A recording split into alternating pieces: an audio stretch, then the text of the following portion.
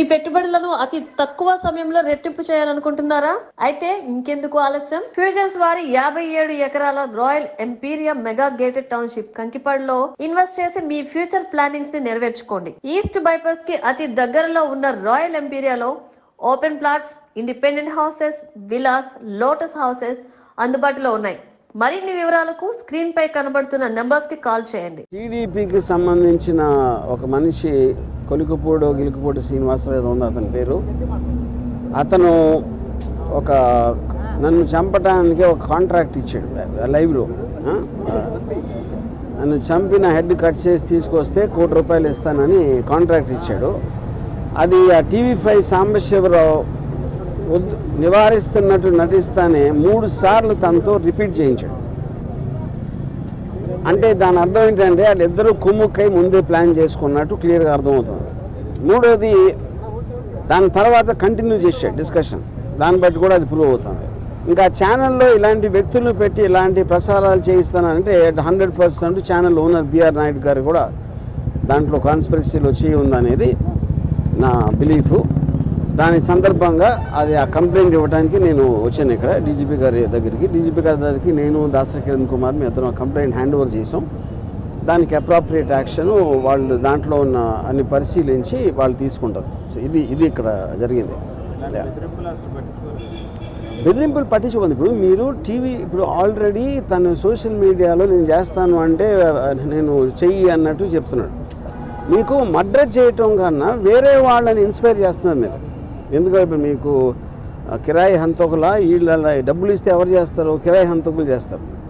వాడిని చంపితే ఇంత డబ్బులు ఇస్తాను అని ఎంతమంది ఎక్కడెక్కడ ఎలా ఇన్స్పైర్ అవుతారో అని మనకు ఎట్లా తెలుస్తుంది? సో అలాంటిది మీరు టీవీలో చెప్పించడం కానీ చెప్పడానికి అవకాశం ఇవ్వటం అనేది మేజర్ క్రైమ్ అనేది మా ఉద్దేశం. అది కంప్లైంట్ దాని గురించి. అంటే ఇప్పుడు కూడా చాలా కాంట్రవర్సీలు వచ్చినాయి. ఇప్పుడు కూడా కంప్లైంట్ రామ్ గోపాల్ వర్మ గారు ఇప్పుడు తొలిసారిగా కంప్లైంట్ అది ఎప్పుడు నన్ను చంపడానికి ఎవరు ఇవ్వలేదండి కాంట్రాక్టు. అది తొలిసారి ఇచ్చారు కాబట్టి నేను కూడా తొలిసారి కంప్లైంట్ ఇస్తున్నాను. ఇప్పుడు సినిమా రిలీజ్ అనేది అది ఇంకా కోర్టులో ఉంది. ఆ కోర్టులోది రేపు ఎల్లుండ తెలుస్తుంది. దాన్ని బట్టి ఉంటుంది. సబ్జుడీస్ కాబట్టి అది నేను చెప్పలేను. చంద్రబాబు లేకపోతే ఆ పార్టీకి వ్యతిరేకంగా వ్యూహం అనే సినిమాని జగన్ అనుగుణం తీసుకున్నారు కాబట్టి మీ మీద ఇలాంటి వ్యాఖ్యలు కానీ ఎవరైనా డిబేట్ జరుగుతుంది అనుకుంటారు. ఇప్పుడు పాయింట్ ఏంటంటే పొద్దున్న లెగిస్తే లోకేష్ జగన్ సైకో, జగన్ బాబాయిని చంపేశాడు, జగన్ అది చేశాడు, అతనెవడో మర్డరు, ఇతనెవడో దొంగ, అతనెవడో స్మగ్లరు అని పొద్దున్న లెగిస్తే వాళ్ళు మాట్లాడేదే వేరే వాళ్ళని విమర్శించడం లేకపోతే ఎలిగేషన్స్ చేయటం. అలాంటిది వ్యూహం సినిమాలో ఏదో చూపించేస్తున్నానని వాళ్ళు ఊహించుకుని వాళ్ళు చేసేదే నేను చేస్తున్నానని చెప్పడానికి వాళ్ళకి అసలు ఏ విధంగా రైట్ ఉంది అనేది బిగ్గర్ క్వశ్చన్. అది వ్యూహం అనే సినిమా ఒక పొలిటికల్ కామెంట్, అది పొలిటికల్ ఒపీనియన్ నాది. దేశంలో ప్రతి ఒక్కరికి ఉన్నట్టే మీరు తెల్లారు లేస్తే మీరు డిబేట్లో మాట్లాడచ్చు, న్యూస్ పేపర్లో రాయొచ్చు, లేకపోతే బుక్ రాయొచ్చు, న్యూస్ పేపర్లో కాలమ్ చేయొచ్చు, ఒకళ్ళిద్దరితో మాట్లాడుకోవచ్చు, ట్వీట్ పెట్టచ్చు, అలాగే సినిమా తీయచ్చు. అన్నీ కూడా మాధ్యమాలు. కంటెంట్ అనేది ఎక్స్ప్రెస్ చేయడానికి నాకే కాదు ఎవరికైనా రైట్ ఉంటుంది. అదే నేను చేస్తున్నాను.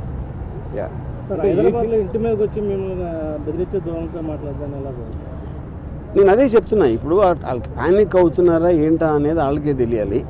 ఎక్కడ వ్యూహంలో ఏం వస్తే ఏం చూపించేస్తే మా గురించి ఇప్పుడు చాలా చిన్న సింపుల్ కామన్ సెన్స్ క్వశ్చన్ అడుగుతాను.